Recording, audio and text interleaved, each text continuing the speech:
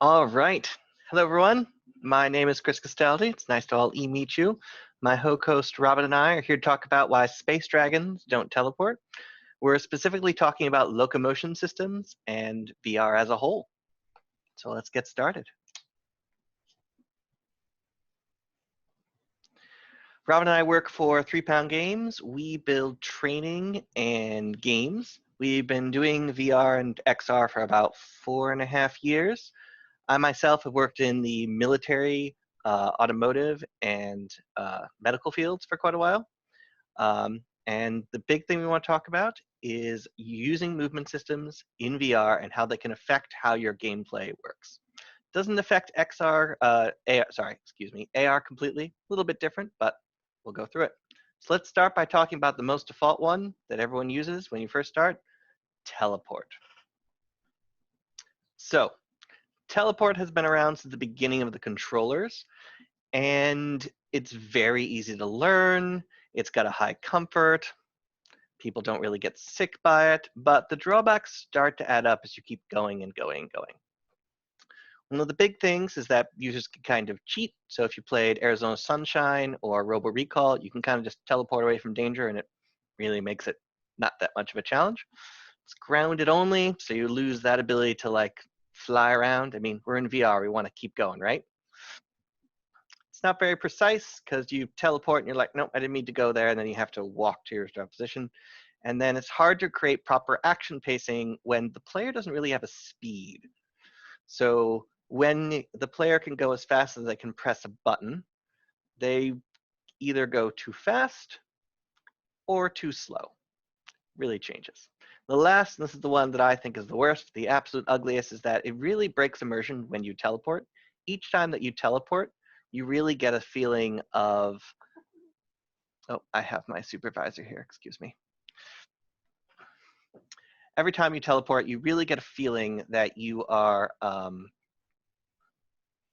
the immersion got broken. So you're like, oh, I teleport to a place, takes you a second to reorient, which can really like disrupt what's going on. All right. So what did we do about it? Well, the first thing we did is we did a lot of research into motion sickness. I myself have an absolute iron stomach. So motion sickness, I never got motion sick in VR, even in the worst situations. And let me tell you, there were some very bad ones. The head bobbing to move, not very good. So the big thing we did is we studied about motion sickness, looked into the research papers, dug through that, and found that one of the most common treatments for it is habituation. So basically giving people just a little bit of sickness. Now, for VR and VR games, we definitely don't want to do that. But it was interesting, and what we noticed is that a lot of our developers who were really sick, after, putting them through the paces, they kind of got used to it after a while, which is great. We also studied intention and the idea of like when I actually want to move, what actually happens. So if I put my hand out and grab something, what's the intention for that? Kind of bracing yourself for actual VR movement lessens a lot of the VR sickness, which is the most important thing. And lastly, we spent a lot of time looking at different games with very unique styles. Now, Space Dragon, as you can guess, is a game in space with a bunch of dragons. So we looked at a bunch of space games. Now they did it, and if you're looking for some interesting games to play while you're stuck, these are definitely ones I'd recommend trying out. First one's called Descent. Came in, I think, 1994. It was one of the first 3D 6 DOF games that you could fly around in a 3D world. And the controls are absolutely terrible today, but you press A to go forward, Z to go back, Q to roll yourself, and then you can tip yourself forward and backwards. And it's an absolute mess from a control standpoint, but people didn't know what they were doing. The next one I would recommend is one called Magic Carpet. And that's a game that had to be produced on the PlayStation and DOS. So on the PlayStation, it was interesting because this was before the dual analog sticks. So you had to actually use the buttons on the side to strafe around. And then you would use the other one to point your look. Another great one to look at is Homeworld. Homeworld got remastered recently, and Homeworld is a fully 3D RTS. So that's very different than the standard RTSs where you're sitting down and looking about. You actually have to rotate around planets and how you select things and move around and see the cinematic space battles that are going on. We also looked at the game Black and White, big classic, where you're basically a god and you can reach into the world and pull yourself forward. It makes you feel really powerful. And part of that was also that Black and White really made you feel like you were powerful because you could grab onto the world and move yourself. And the last one that kind of inspired a lot of it is Freelancer, which is a old Microsoft game. It's very hard to find, but the demo is still around. And in that one, the entire gameplay was done with the mouse. You shot, you fired, you moved in a sixed off environment, only using the mouse and the 3 buttons the mouse had. Absolutely nothing else, which was incredibly unique and really got people into that sort of genre versus usual flight simulators, which is every single key on the keyboard does something. So what do? We basically created our own set of movement systems to try everything out. And we're going to go into a few of them now, as well as what we thought was important, which was the metrics on how we would categorize each individual one. So we started with the concept of speed, precision, comfort, and exertion. And speed is basically how quickly someone can comfortably progress through the world. It's also how fast you could use a movement system. So if you have a lot of buttons to press, if you're got to do like a lot of wrist movement, the speed of the actual thing is a bit slower. Precision is how much control you have over your velocity. For those of you who don't remember from your physics, velocity is speed and direction. So this is depending upon a lot of movement systems like stick and sort of stuff, which we'll go into. You don't have as much precision with that. And that can adjust, like I need to get exactly to a point. If I'm going to lean in, I can lean in physically, but also how much can I lean in using just the thumbstick to move around? The next one we talked about was comfort, and comfort is twofold. Comfort is, of course, how sickening it is, which is always a thing to look at. And second is how comfortable it is to use for long periods of time. That also goes into the last one, which was exertion. And exertion is something that we always find. Lots of people come up with new movement systems. They seem great. They're really fun. And then you realize after 10 minutes of doing it that you are absolutely exhausted. And if you play VR, you play Beat Saber, all you're doing is just waving your hands around. But, you know, a good 3 songs later, and you're like, I need a break. This is a lot. So, for example, the one I have up here is called Drag World. Similar to Black and White, I reach out with the controller, and I grab onto the world and pull myself forward. And that seems simple, but you're doing this, and this, and this, and this, and this, and that seems fine for 5-10 minutes. But give it an hour, and your arms are just exhausted. You're just going to be sitting like this, wanting to use thumbsticks. So this is how we decided to do our metrics. And we're going to go over some of the movement systems we tried to use for Space Dragon. So the first one is what we call strafe. A lot of people sometimes call it stick movement.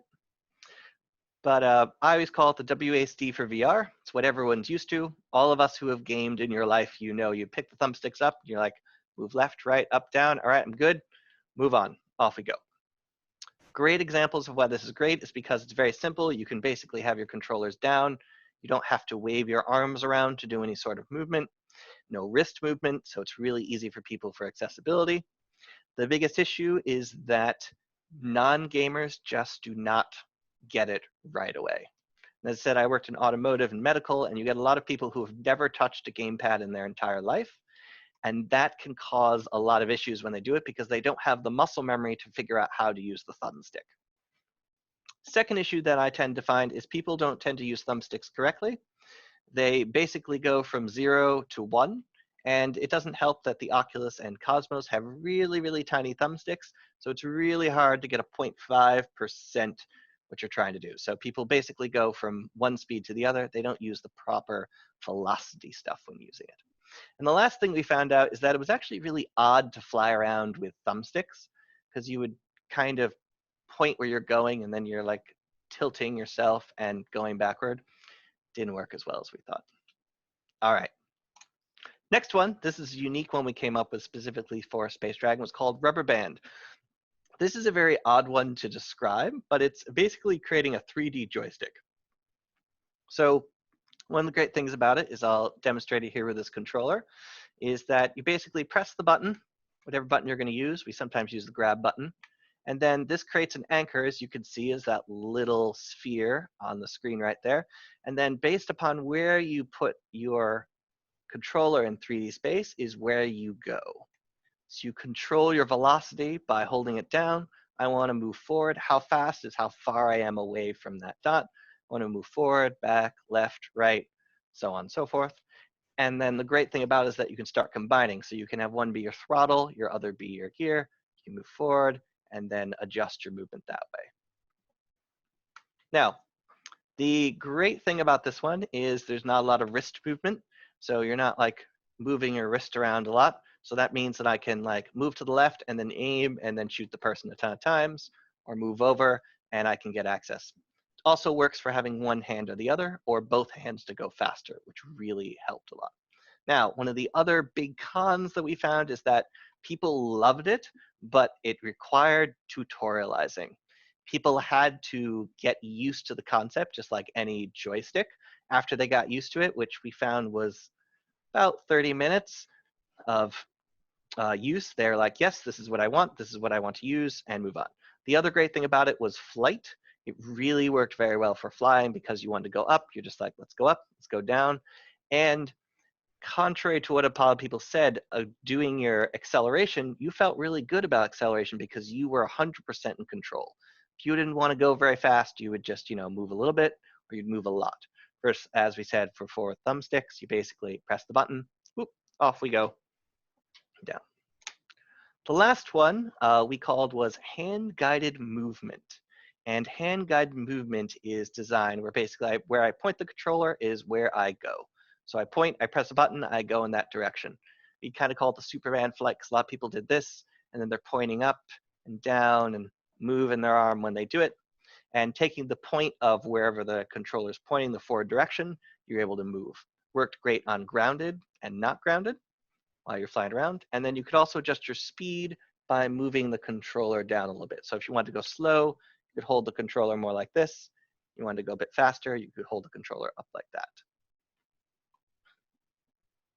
Now, the really weird thing about it, was going backwards. So if you take a look, you can't really bend your wrist backwards. So people had to do a lot of this, or this, or this to go and do it. So going backward didn't work very well.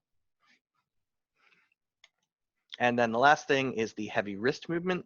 So there was a lot of this. So if people had arthritis or really didn't have a lot of wrist movement, they really did not take to this very well. All right, so let's get to the important part. What you care about is choosing your correct VR movement system. And if you take what we outlined before, it's about asking the correct questions about your game. So for example, how precise do you need to be? Do I need to lean on to something? Do I need to get close to something to move around? Because you don't have room scale, of course. Am I shooting zombies or am I doing surgery? It's a great example I try and give people. Am I actually, I don't really care, I just need to be in the vicinity of the thing to shoot it, or do I have to get up close and really like pick this thing up and move that over? Next one to go to is how fast is the user going to be going in the world? So, sorry about that. So are they going human speed, or are they a bunch of dragons with natural FTL drives that travel really, really fast the solar system? Are you going in a car speed? Are you going a mouse speed? This can adjust what sort of movement system you do. If they're a human, humans don't go very fast in general. Even, in FPSs, they do go reasonably fast, but you have a certain speed that you go. If you're going at car speed, or if you're going trying to traverse an entire continent. The last one is comfort, is how intense is your application and what's the gameplay speed? So if you think about this from the standpoint of, is this an action game? Is this an action game? Am I shooting a lot of stuff? Is there a lot of stuff coming at me? Do I need to dodge quickly? Or is this more a walking simulator where I can take my time and I don't really have to worry about it? And the last one I always say is the length of your gameplay session. So if you're building an MMO where you want someone locked in there for hours, you want to use a movement system that is not going to exhaust them. If you're playing a Beat Saber or something in that sort of kin where like, all right, you play it for 10 minutes, you take it off, you move on 30 minutes or so, then you can use a movement system that's a bit more exertion. Especially if you're making a workout game, then you want a movement system where they're going to be exhausted afterwards. Then the last thing is, what other considerations do you have? Do I need to travel long distances? So do I need a short range and a long range? Kind of think like starships in that sort of sense. You have your standard drives and, oh, I need to go to that universe over there, that planet, and fly over. What are you going to do? Are you able to fly? I'm a little obsessed with flight, if you haven't noticed. So a lot of the movement systems we have, they're based upon being on the physical ground, which doesn't work very well. Next thing is button concerns. Do I need my thumbsticks? If any of you have played Oculus Medium, they use the thumbsticks to access a bunch of menus. And then you go the other way as well, is do I actually need that button? If I'm going to use rubber band, I need to use one of these buttons or a button like this. Do I actually need that button for something else? All right, so let's look at these. Let's look at some examples of these. So I'm going to start out with a pitch that we went out to Oculus to do. We'll have some exciting news about this soon. It's called Vault of Stars, and it's an adventure game with environmental puzzle solving and a lot of environmental narrative. So you explore the world to learn the story of what is going on. Now, this is where you have to think about the concerns. We have flight. We need to inspect the environment. We need to make exploring fun. The combat is pretty light because it's very story-based. We need deliberate pacing. And we also have body swapping where you like turn into a golem and then you can move around. So for that, we decided to use rubber band for the flight because it was really exciting. And you got that precision to like get really close to a puzzle. And I got a video after to show that. And then we use for the grounded to make you feel really heavy, you have a golem. So I'll play that video now for you.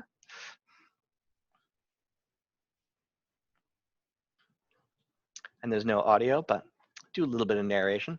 So there's the rubber band flight. You're pushing yourself forward. A little bit of shooting, some light combat here. And if you see that little dot, that's the anchor point for the for rubber band. There's an example of puzzle. So I had to get right up to that puzzle to use it properly. And then when we move to the golem, you have these big giant hands.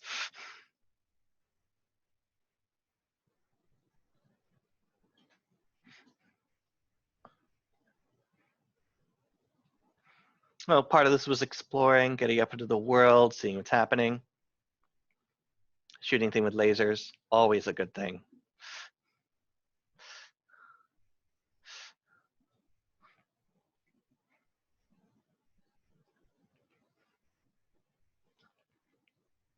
All right. If anyone wants to try a demo of it, I'll have my email at the end of this, and let me know, and you can try it out. So the next thing is, well, what about business applications? Business applications are basically the exact same as thinking about it in games. What is everyone going to spend their time doing? So this is, for example, is a forklift inspection, and you have to go around and drive the forklift. Now, there's a lot of different things to think about when it comes to business applications. We, as developers, usually kind of get in our own little echo chamber, and we only talk with other developers, and that can cause, well, we think that our things work really well, then we bring it out to the general public, and they're like, I don't know what's going on. So one really great thing to do is test, test, test, and to think about how easily users that are pro and not pro can use it. So when we did this for considerations, we have a whole slew of them. When you saw there's forklift, we have another one that's pictured here, where you basically take, it's a multiplayer system where you have an instructor and you have a bunch of people and they're all trying to learn the process of building this toy car and supposed to see if you can follow directions, all the stuff like that. So audiences are usually less skilled with a joystick, and it's like a 50-50 split. Some people get the games right away. Some people are like, I don't know what I'm doing. Next thing to think about is I used to do a bunch of trade shows, and trade shows, you have no time for tutorials, and you're no idea who's going to be putting on the headset. That can cause massive changes in what you're trying to do. So you need something that's easy and simple.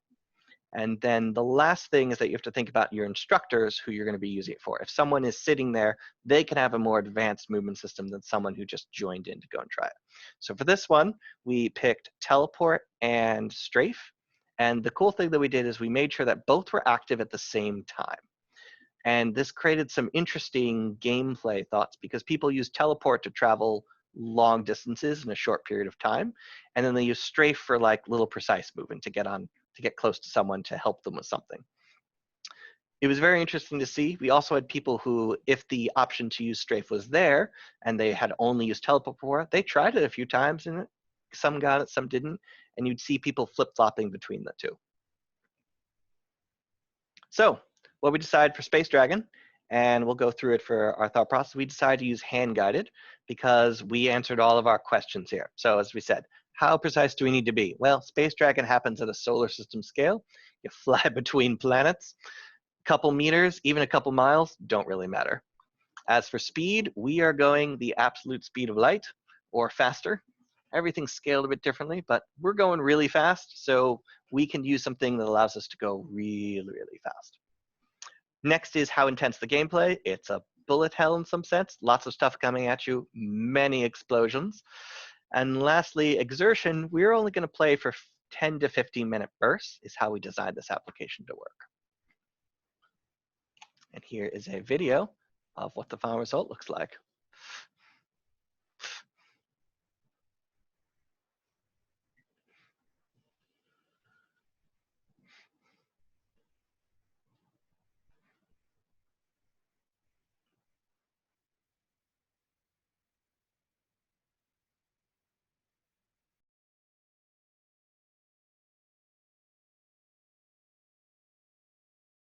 It appears that I have lost my connection to Zoom.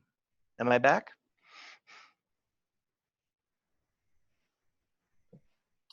It seems like I think Zoom crashed for all of us.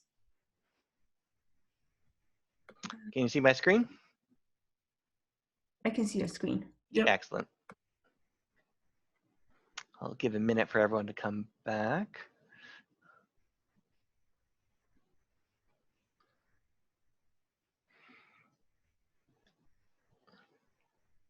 So that was actually the end of my talk.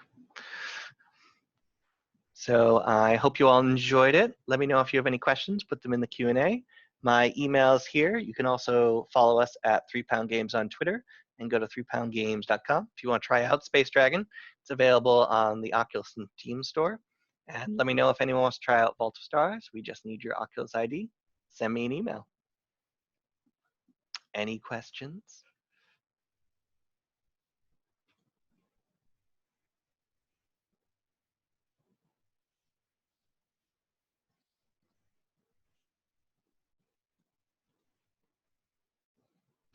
Probably open the chat and see if there's anything.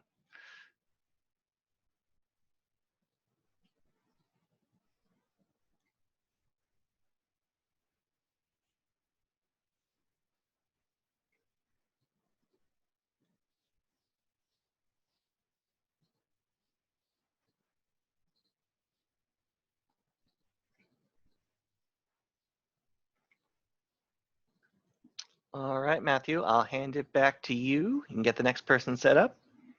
Thanks again for giving me a chance to talk about our applications. All right. Thank you so much, Chris, for taking time out of your day to present this to all of us. Not a problem.